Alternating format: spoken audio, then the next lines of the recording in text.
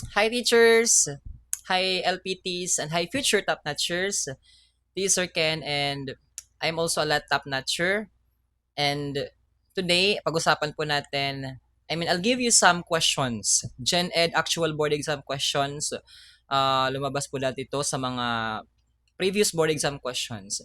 And I hope this video will really help you na mag-review, mag-prepare para sa inyong upcoming board exam. But before we proceed, let me show you these books. Ito yung mga ginamit ko po dati teachers. These books really helps me. No? It helped me a lot during my preparation sa left. Ano? So it's isa ito sa mga dahilan kung bakit ako nag-top sa board exam because hindi lang po ako kumuha sa mga online review centers. But of course, I read a lot of books. Okay? So, I suggest you read these Lorimar books. Nasa ating description box. Kung gusto nyo mag-order, nasa description box po natin. And of course, these CBRC books, bullets. I read all of these books. Siguro naubos ko to. Ilang beses ko po ito inulit-ulit. Teachers, if you're reading books, kailangan po hindi lang po siya once lang po ha. Kailangan siguro mga 3 times to 5 times. Ako siguro 5 times, 6 times inuulit-ulit ko po yung mga concepts basahin. Because the more you read, the more you memorize the concepts. And kapag na-memorize mo siya, especially sa Gen Ed, malaki yung chance na masagutan mo siya sa actual board exam. Because memorize mo na siya. Hindi lang po familiarize ha, you really need to memorize everything. Especially sa general education. And sa Prof Ed, memorize nyo po yung mga theories, yung mga proponents, yung mga concepts and principles. Kasi lumalabas po talaga yan sa board exam. And of course, sa majorship, usually sa majorship, more on mga factual knowledge na po siya. Especially sa mathematics, hindi na po siya usually problem solving. Mga factual na po siya about technologies, yung mga trends, okay? Lumalabas po sa board exam, especially sa Gen Ed and Prof Ed. And of course, these books, I suggest you read these books. Ayan, yung 2026 complete reviewer, nasa ating description box ha. Please mag-purchase kayo if you have the capability to purchase. If may pera po, go ahead, bili kayo. Do not compromise your board exam. Huwag kayong bumili ng mga pipitsugin lang na mga materials kasi future nyo po yung nakasalalay dito. Kung ano yung maging performance ninyo sa pag-review, that will be your performance sa actual board exam. And panghabang buhay na po yung rating po ninyo. So, hindi na po siya mababago. So, wag po kayo mag-aim ha. Do not aim for just 75%. Aim for a high rating or even a top notcher. Diba? Mag-aim kayo na mas mataas. So, ayan. So, please ha, join kayo sa ating YouTube and Facebook account. Dito po ako post na mga private videos, especially mga actual board exam questions or actual board exam questions, just like this one. Okay? Ipopost ko po siya sa ating mga um, tawag dito, community. Community ba tawag dyan? Sa ating YouTube and Facebook. Okay, are you ready teachers?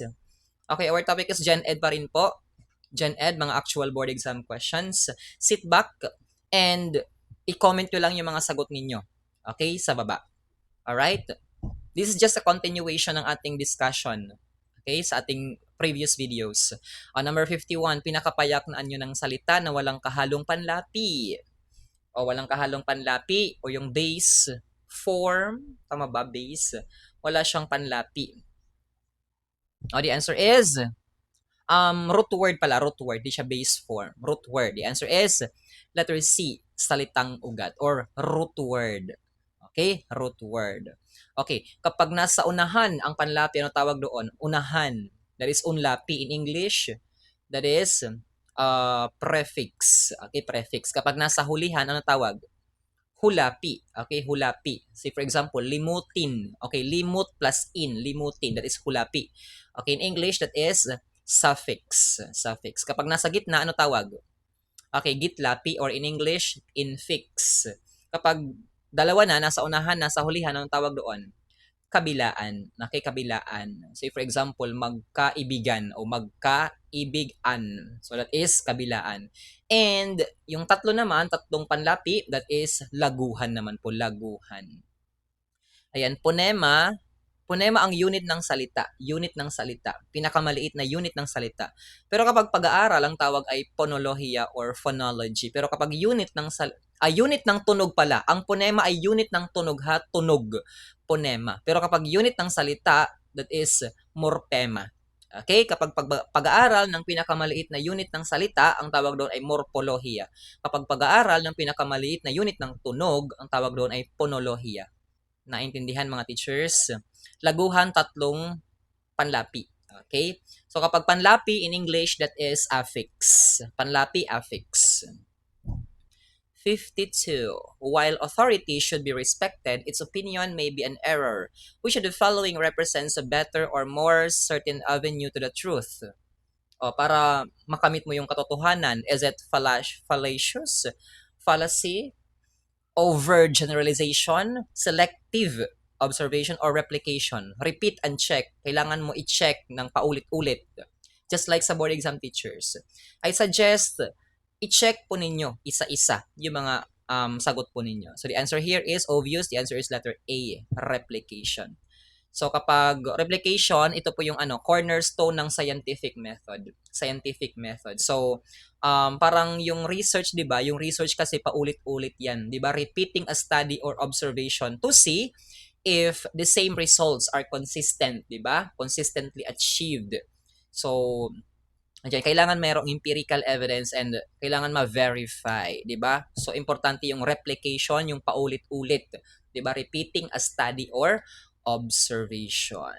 So kapag selective observation, ini-ignore mo yung data kay nagsiselect ka lang ng particular na aspect or area ba yan. Over generalization, over. Kapag makita kayo ng mga term na ganito, over, negative na agad yan. Fallacious reasoning, parang siya, flaw, meron siyang flaw. Okay, flawed logic to reach a conclusion. Okay, next, number 53, who is known as the father of the local government code? Oh, sino yung father of the local government code, teachers? Sino siya? Ay, wait. Natatabunan yung ating... Okay, medyo natatabunan yung... Wait lang ha. Ayan. So, hindi na siya natatabunan. Char. Okay, number 53, who is known as the father of the local government code? Alam niyo naman siguro to. Sino to? Sino siya? Okay, the answer is...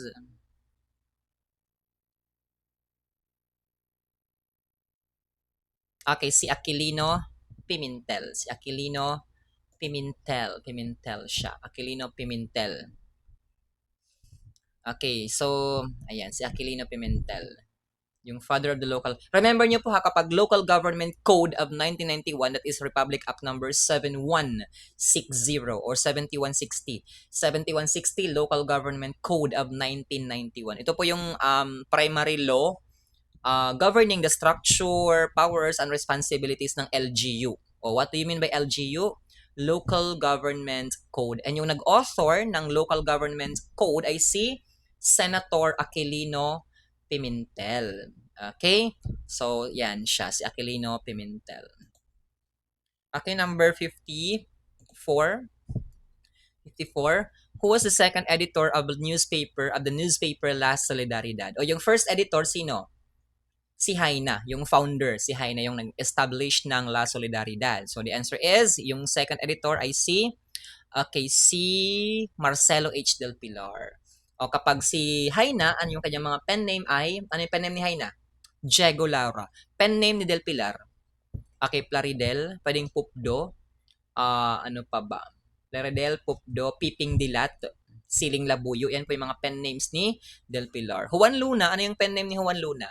Siya po yung painter ng La Spoliarium or Spoliarium. Ang kanyang pen name ay Buwan. Jose Rizal, ano yung mga pen names ni Jose Rizal? That is, okay, Dimasalang, Laong-Laan, and Agno. Okay, Agno po siya, Agno. Oh, okay, drill po tayo sa mga newspaper. Oh, what is a newspaper of Katipunan? Kalayaan. Newspaper of propaganda movement. La Solidaridad. Newspaper ni Antonio Luna. Antonio Luna may L. La Independencia. Newspaper founded by Del Pilar. Ano yon? Diaryong Tagalog. Okay, and then si Marcelo H. Del Pilar, siya po yung father of Philippine journalism or Filipino journalism. How about yung socio-civic organization na na-establish ni Rizal? 3 days lang nagtagal. Ano tawag doon? La Liga Filipina. Bakit 3 days lang? Because naaresto si Jose Rizal and was deported to Dapitan by the Spanish authorities. So, ilang years si Rizal doon? 4 years. Sa Dapitan. Saang province ang Dapitan? Sa Zamboanga del Norte. Okay, Zamboanga del Norte. Sino nagpatapon sa kanya sa Dapitan? Si Eulogio Despujol. Sino nagpapatay? Si Camilo Polavieja. Saan siya pinatay? Saang lugar? Sa Bagong Bayan or Luneta Park. Sino nag-design ng Luneta Park Monument? Oh, isang Swiss sculptor si Richard Kisling. Ano yung last words ni Jose Rizal? Consumatum est. Anong oras siya namatay? 7:03 a.m. 7:03 a.m. Paano siya pinatay? Through firing squad. Oh, last words, consumatum est. Last poem, Mi Ultimo Adios. First novel ni Jose Rizal, No Limitang Here. How about first essay ni Jose Rizal, Amor Patrio. First winning poem, okay, that is A la Juventud Filipina. How about oldest existing newspaper in the Philippines? Oldest existing newspaper in the Philippines? That is the Manila Times. Tauna po yung the Manila Times compared sa Manila Bulletin. Kapag nag-establish ng tobacco monopoly in the Philippines, Jose Basco. Spanish surname, Narciso Claveria. Next. Okay, next. Pinakababang level ng wika na impormal na nalikha at nabuo sa pagsasama-sama ng mga salitang pinaikli o pinahaba, walang balbal dyan. Ang sagot is kolokiyal. Kolokiyal. Pampanitikan, pinakamataas na anyo ng tawag dito, wika. Lalawiganin, o ginagamit sa mga lalawigan. O say for example, sa Bulacan, Rizal, yung mainit, mabanas, bang-init. Ayan, ang tawag doon ay lalawiganin na wika. Number 56, the Philippines is the only blank country in Asia. Is it communist, Buddhist, Christian, Muslim? Oh, ano pinakamarami sa Philippines? Of course, Christians. Okay, usually Roman Catholic or Roman Christian, Roman Catholicism. O, maraming congregations ang denomination. Okay, maraming denominations ang Christianism. Merong Eastern Orthodox, may Protestantism, ano pa ba, merong Roman Catholic, and pinakamarami po ay Roman Catholic. Usually sa Europe, sa Philippines, saan pa ba? Sa USA, marami ding Roman Catholic doon. Okay, so ayan. How about sa England? Ano yung ano yung oldest religion in Asia? Oldest religion in Asia. That is Hinduism. Religion sa India. That is Hinduism. Religion sa China, usually. Ano yung dominant religion sa China? That is Buddhism. Buddhism. Pero sa Japan, may Buddhism din po. Pero yung earliest religion ng Japan ay Shintoism. Pero usually, 60% siguro or 70% ng mga Japanese, mga atheist, they don't believe in God or religion. Naintindihan? Okay, next, number 57. Alin sa mga sumusunod ang di mahalagang salik ng pagtatulumpati? Hindi hadi. Is it okasyon, paksa, pagyayabang, or tagapakinig? So, kapag di mahalaga, negative. Ang negative lang dyan ay pagyayabang. Pagyayabang. O, sino mayabang dito? Char. Number 58. 8. In social trends, how do you call those who are for the revival of the classics? Classics, yung mga dati pa, music, yung mga 1900, 1980s na mga music, piniplay pa rin ngayon. So, ang tawag sa kanila ay, anong tawag sa kanila mga teachers? Ano ang tawag natin sa kanila? Okay, that is humanist. Humanist. Reformist, gusto nila ng pagbabago sa society. Social order, social, tawag dito, social change, di ba? Rationalist, when we say rational, reasonable, or logic na mga tao. Existential, okay, mga nag exist Kapag philosophy, freedom, choice. Okay, democracy, that is existentialism. 59, the tax required to be paid annually by all adult citizen, all adult, that is community tax. Kapag all adult citizen, community tax. Pero kapag all practicing professional, that is income tax. Pero kapag sa mga highways, roads, anong tawag doon sa tax na kinokollect sa paggamit ng roads and highways? That is toll. Okay, toll. Kapag minana, inheritance tax. Okay, kapag mga ang tawag dito, yung mga mamahaling bagay like cars, jewelries, ang tawag doon ad valorem tax. Pero kapag export and import, ano tawag? Export and import. Ano tawag doon sa tax? Okay? Pwede siyang excise tax or tariff. Okay, excise tax or tariff. Number 60, ang pariralang nalaglag na hulog ay nagpapakahulugan ng blank.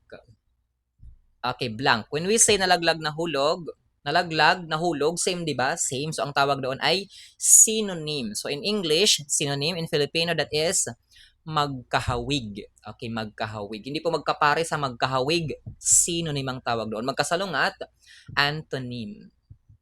Number 61, in the Pacific area, a storm is called blank. Pacific.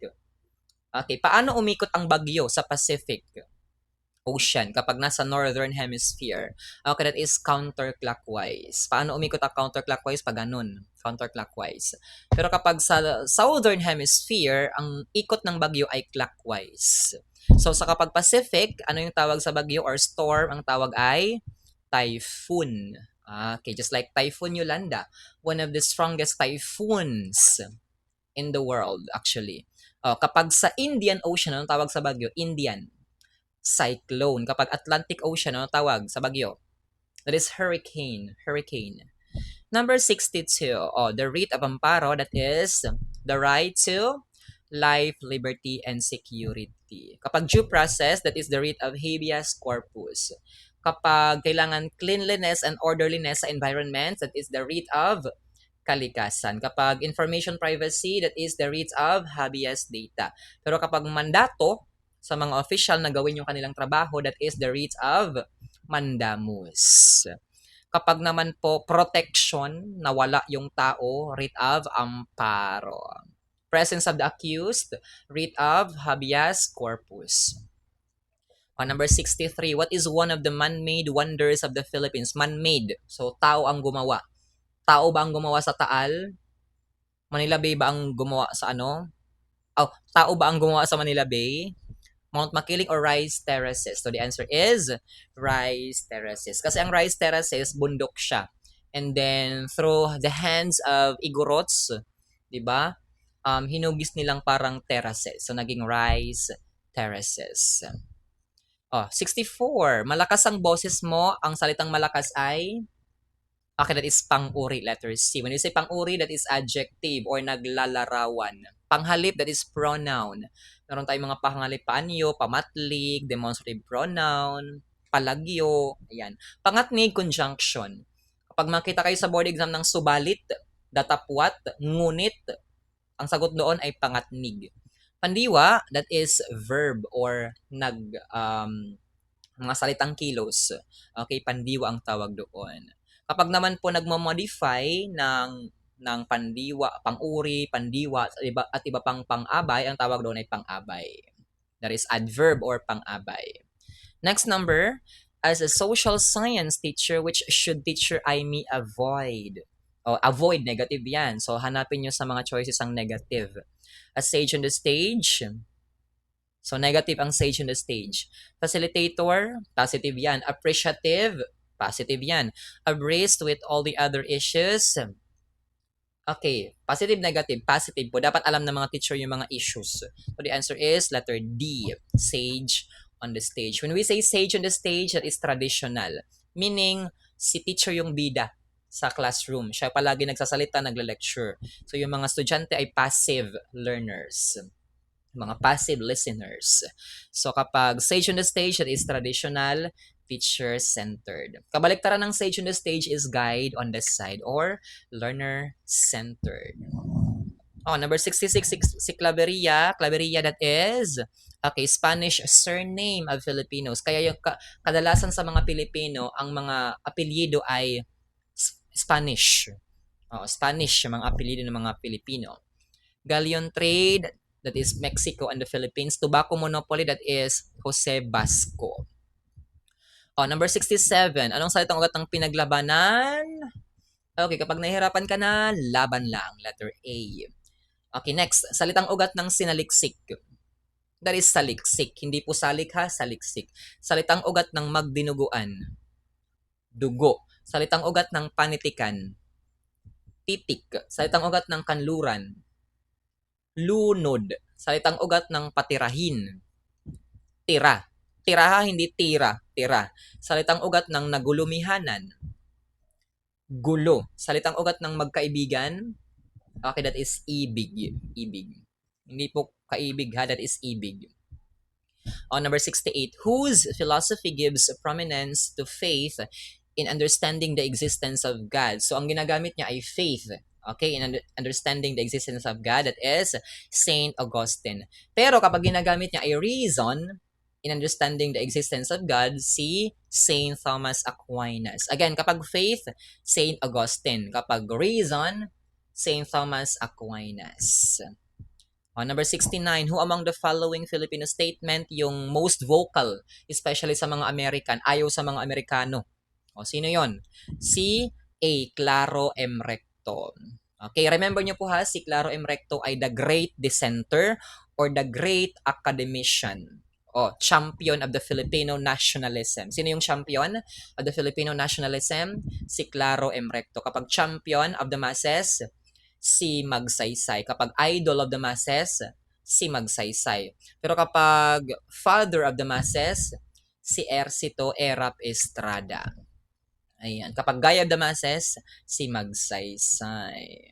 Ayan. The great dissenter. Ano siya? Anti-American. Kaaway niya palagi yan si Magsaysay. Okay, si Magsaysay kasi ano siya? Pro-American. Okay, next. Question number 70. Ito ang rutang dinaraanan ng mensahe ng tagapagsalita. Ruta, ang tawag is channel. Channel. Alam niyo na siguro yung konteksto. Participant, yung audience. O yung participant, yung nakikinig. Tagapagsalita at nakikinig. Feedback. Okay? Feedback. On number 71, of the 7 continents comprising continuous land mass surrounded by big bodies of water, the biggest of the 7 continents is, of course, very easy. That is Asia. And the smallest is Australia. How many continents? 7. The largest continent is Asia. The largest ecosystem is ocean. The largest ocean in the world, Pacific Ocean. The largest sea in the world, Philippine Sea. The largest river in the world, Amazon River. The longest river in the world, Nile River, nasa Egypt. The largest island in the world, Greenland. The largest planet in the world, that is Jupiter. The largest the largest internal organ, liver. The largest organ, that is the skin. The smallest bone, stapes. Okay, kapag naman largest country in Asia, that is China. Hindi po Russia ha, China. The largest city by population, that is Tokyo, Japan. Ayan. 72, civilization is where large areas and tools as well as human settlements flourished.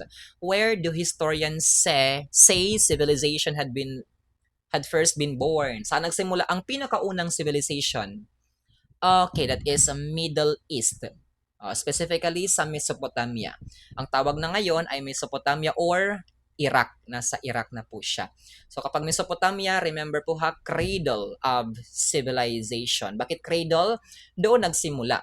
Okay, first place were the fundamental building blocks of an organized society. Nagsimula yung government, organized religion, social hierarchy. Doon po nagsimula sa Mesopotamia sa Iraq.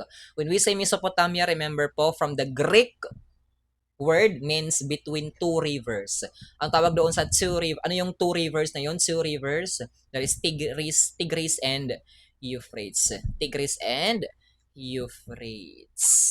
Ayan. So, nagsimula dyan yung human settlements sa Mesopotamia. Okay? Nandyan yung pinakaunang cities. Yung Uruk and Uruk. Ayan. And yung first writing system sa Mesopotamia ay, ang tawag ay cuneiform. Pero kapag sa China, first system of writing, calligraphy. Kapag naman sa India, that is Indus script. Kapag Philippines, baybayin. Okay, baybayin. Again ha, kapag cradle of civilization, that is Mesopotamia. So, specifically sa Tigris and Euphrates. Pero kapag sa Egypt, anong river nagsimula ang civilization? Nile River.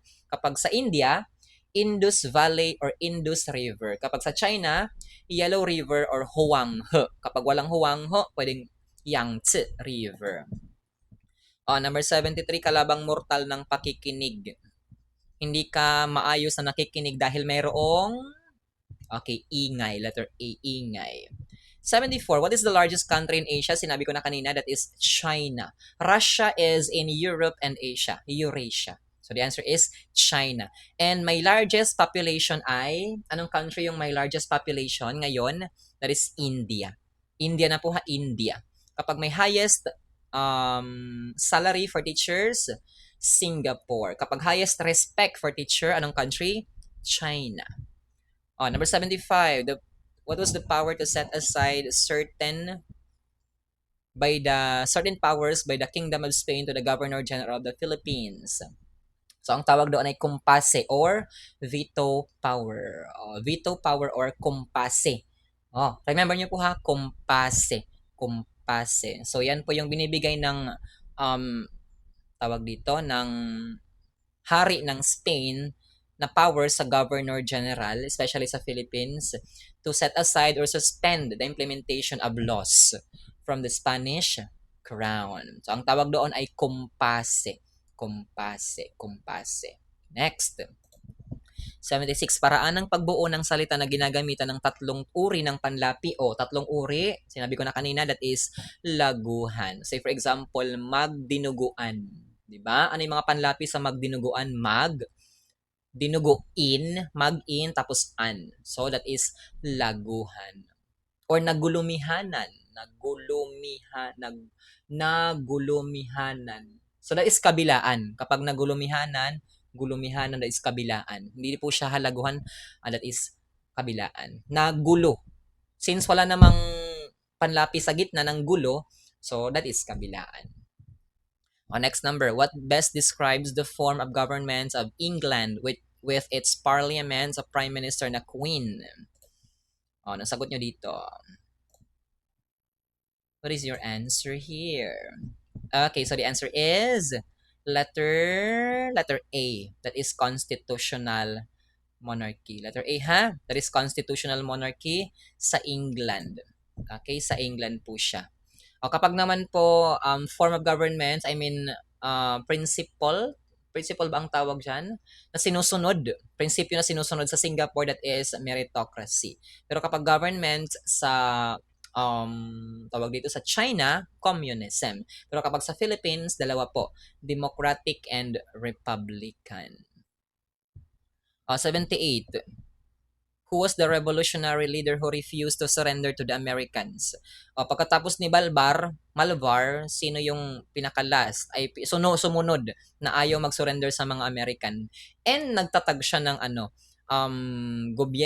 government of the Tagalog Republic, I mean archipelago. That is letter B, Macario Sakay. Macario Sakay. Drill tayo about dyan. Sino yung katipunan member na nag-commute from Cavite to Manila to buy materials used to make ammunition? So, mga bala. Sino nag-purchase, nagbaktas, naglakad ng ilang kilometro para bumili ng mga bala para sa mga barrel? Sino yon? Si Agueda Esteban. Sino naman yung Visayan Joan of Arc? Si Teresa Magbanwa. Sino yung Tagalog Joan of Arc? Si Agueda Kahabagan. O, sino si Tandang Sora? Si Melchora Aquino. Sino yung Mother of the Katipunan? Si Melchora Aquino pa rin po. Sino yung Mother of the Philippine Revolution? Okay, sino yon? Philippine Revolution, si Tandang Sora or Melchora Aquino. Sino yung Father of Demokrasya? Si Bonifacio. Sino yung Mother of Democracy? Si Corazon Aquino. Sino yung Boy General? Si Goyo. Okay, si Goyo. Namatay siya ilang taon? Ilang taon siya namatay? 24 years old. Saan siya namatay? Doon sa Battle of Tirad Pass. Sa Concepcion, Ilocos. Ilocos Sur. Sino yung last Filipino general to surrender sa mga American forces? Okay, si Simeon Ola. Okay? Before Simeon Ola, si Malvar po. Okay? And then si Simeon Ola yung pinaka-last. And yung pinaka-close confidant ni Bonifacio, sino siya? Na nag-establish ng Tagalog Republic during the Philippine-American War. Sino yon? Si Macario Sakay. Ano tawag doon sa yung marked, okay? Marked the beginning of the Philippine Revolution against Spain. Ang tawag doon, sigaw sa Pugadlawin or cry of Pugadlawin or cry of Balintawak o cry of Pugadlawin. Saan nangyari ang cry of Pugadlawin or sigaw sa Pugadlawin? Doon sa bahay ni Juan Ramos, yung son ni Melchora Aquino. Okay, doon sa Balintawak ba yun or sa Pugadlawin. In Pugadlawin, ngayon sa Quezon City na po. Okay, Quezon City. Ano yung pinaka-longest revolt in the Philippines? Sino? Yung pinaka-longest revolt or ano? That is Dagohoy Rebellion or Dagohoy Revolt. How many years? Nagtagal? 85 years. Bakit nag-revolt si Dagohoy? Kasi nga, hindi pinayagan yung kaniyang brother na ilibing. Di ba?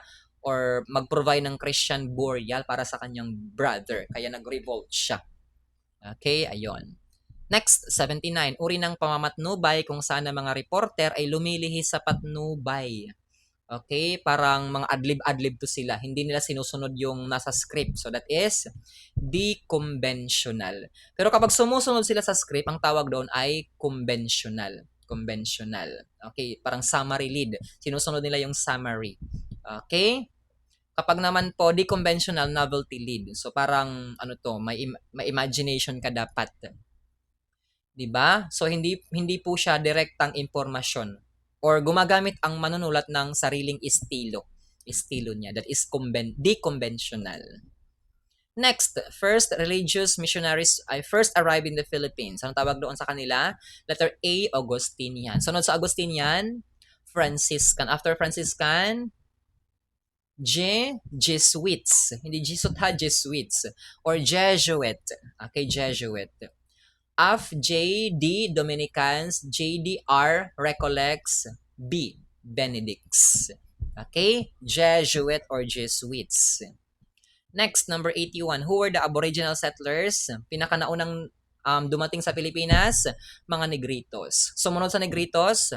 Indonesians. Sumunod sa Indonesians? Okay, mga Malay. Mga Malay ang sunod. Number 82, pagpapalitan ng mga idea opinion sa laysay.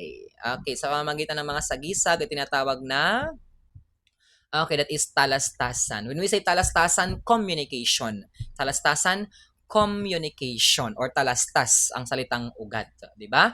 Proseso ng pagpapadala or pagtanggap ng mensahe, that is talastasan, talastasan. Okay, next question, number 82. What religious institution is the only living remnants of the Philippine Revolution of 1896 today? Okay, ang tawag doon ay letter A, the Philippine Independent Church, or pwede siyang Iglesia Filipina Independiente or IFI, di ba? When we say living remnants or buhay na labi ng himagsikang Pilipino.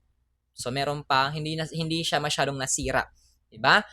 Doon sa himagsikan ng mga Pilipino. Ayan.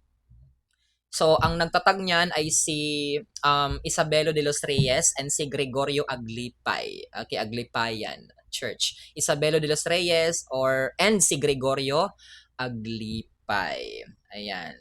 Nung panahon ni Emilio Aguinaldo yan. panahon ni Emilio Aguinaldo. Number 84. Okay, ecosystem is the relationship between the physical and biological environment. So, ang tanong ay the world's largest ecosystem of desert. The answer is Sahara. Kapag ecosystem of desert, that is Sahara. Pero kapag largest desert lang, ang tawag doon ay Antarctica. Largest desert, Antarctica. Largest ecosystem of desert, Sahara Desert. Ang Sahara Desert ay nasa saang continent? Okay, saang continent yon? Sa Africa. And Africa is the second largest continent in the world. Number 85, imahinasyon. Kapag imahinasyon, that is malikhain. Okay, malikhain or meaning creative writing. So, ito ay pagsusulat na hindi lamang siya naglalayong magbigay ng impormasyon, kundi magpahayag ng damdamin, your emotion, kung ano yung nasa idea mo, 'di ba? Mensahe sa pamamagitan ng masining na paraan. So, creative siya. Creative talaga siya. Okay, next, number 86, which of the following gives the numerical value of the population? Numerical value, that is letter C, parameter. Okay, parameter. Okay, pag parameter, ito yung numerical na halaga na naglalarawan sa buong populasyon. That is parameter. Okay? Kapag statistics, ito yung ito naman ang numerical na halaga na naglalarawan sa isang sample or bahagi ng populasyon. Okay? Kapag range naman po, range, highest minus lowest. Okay? Highest value minus lowest value. Kapag variable, ito yung mga katangian, numero or dami na maaring sukatin o bilangin. O say for example, variable like edad, age, kasarian, or height or weight. O, ang tawag doon, mga variables. Kapag numerical value, that is parameter. Which of the following measures of central tendency is not influenced by outliers? Hindi na-influensya ng outliers. When we say outliers, yan po yung pinakamataas na score and pinakamababang score. Extremely high and low na scores. O say for example, ang average na score ay 86. Tapos yung pinakamataas, 100. Yung pinakamababa, 2. Okay, ang 2 and 100, those are outliers or extremely high and low score. So, ang hindi naapektuhan ay, okay, that is median. Median. Kasi gitna yung pinipili natin. So, hindi siya naapektuhan. Ang mode, yan po yung may most frequent na score, yung pinakamaraming score. Ang mean, that is the average. Piliin ang salitang walang diptonggo. Ang diptonggo, merong vowel and malapatinig. Okay, so may mga I, aw, ew, oy, oy. Ang sagot ay musika. Musika. Next, the sum of the sides of a polygon is the blank. Polygon, size of the sum of the sides, that is perimeter. Perimeter. Okay, perimeter. Next, number 90. Number 90, it can be used to show the progress in academic grades over 4 quarters. Okay, that is letter B, line graph. Okay, ang bar graph, ginagamit po siya sa paghahambing or comparison, yung bar graph. Okay, kino-compare natin kung asan yung mas malaki, mas maliit. Diba? Aling category yung mas malaki or mas maliit. Kapag line graph naman po, change over time, pagbabago, just like your grades. Remember nyo po ha, mga line of 9, line of 8. So, line graph kapag grades. Kapag pie graph naman po, ginagamit upang ipakita yung bahagi, yung part. Okay, yung part ng pie, bahagi ng isang kabuuan. Ilang porsyento. Ganon. So, that is pie graph. Kapag circle graph, pangkalahatang tawag sa graph na hugis bilog. Basta bilog ang tawag doon, circle graph. Pero kapag may mga parte-parte na or bahagi, ang tawag doon, pie graph. Number 91, nakapandidiri ang asong kalye na blank. Asong kalye na madumi, of course. Madumi. Number 92, kapapasok pa lang niya sa silid, ang pandiwa sa pangungusap ay nasa aspektong... Okay, ang sagot natin dito ay aspektong...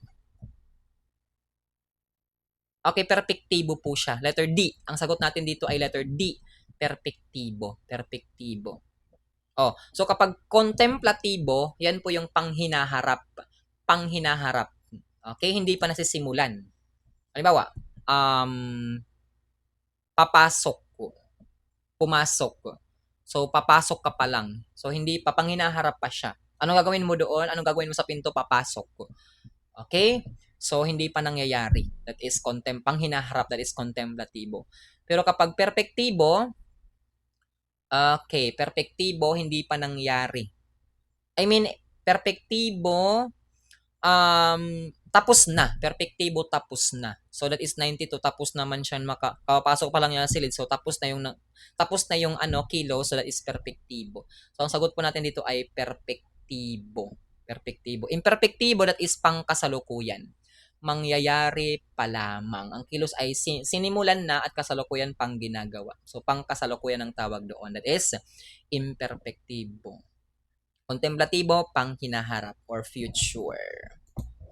93, activities connected by a computer system is described as, okay, that is network.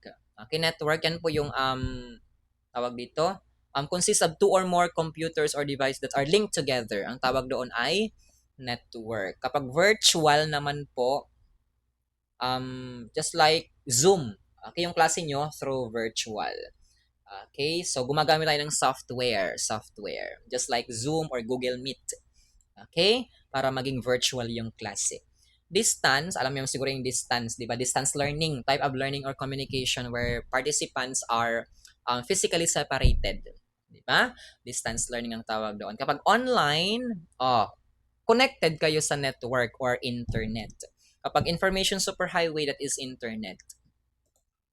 94, alin sa mga sumusunod ang di mahalagang salik sa pagtatalumpati? Di mahalaga, that is, okay, pagyayabang. Sige, magyabang ka doon sa talumpati.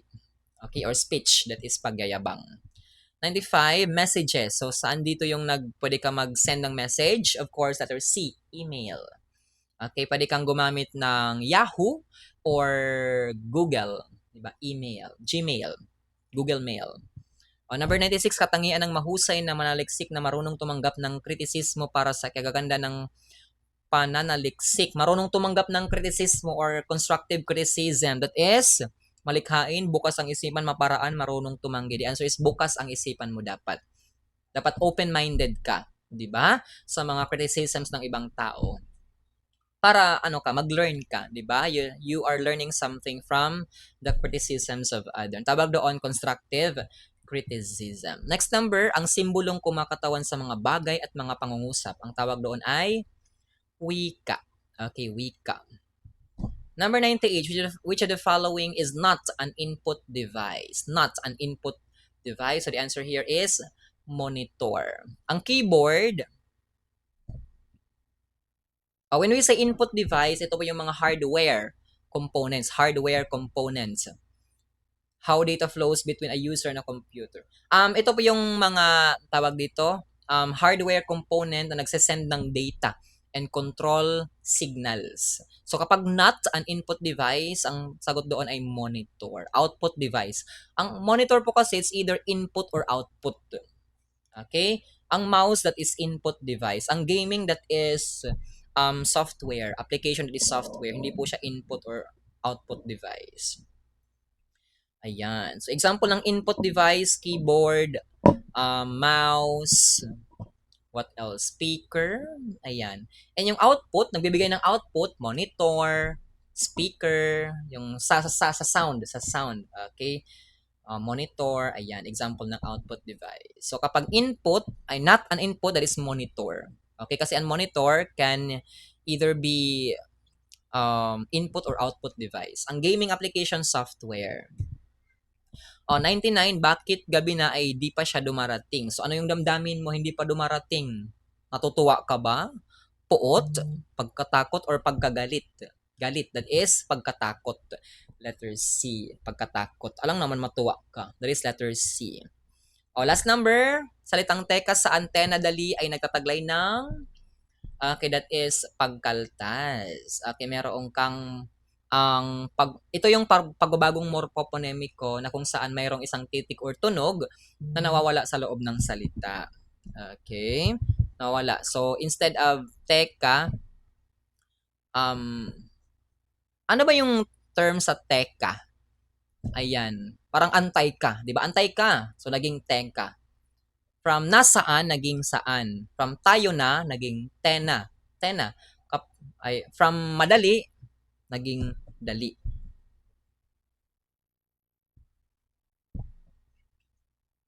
Okay, ayan. Asimilasyon, pagbabago ng tunog ng isang morpema dahil sa katabing tunog nito. Ayan. So, say for example, paaralan plus pang magiging pampaaralan. O that is asimilasyon. Instead of pang, gagawing pam. Metathesis, ito po yung pagbabagong morphophonemic na tawag dito na ini-interchange, di ba? Pinapalitan ng posisyon ng salita. Okay, say for example, linuto naging niluto. Niluto naging linuto. Okay, ganon. Tono, that is taas-baba. Taas-baba siya. Okay, the answer is letter D, pagkaltas. Okay, that's all mga teachers. Please paki-subscribe, paki-follow ng ating mga pages sa YouTube and Facebook, and of course sa TikTok account natin. Meron tayong TikTok account. Kung gusto niyo mga drills, marami sa TikTok and sa Facebook po natin.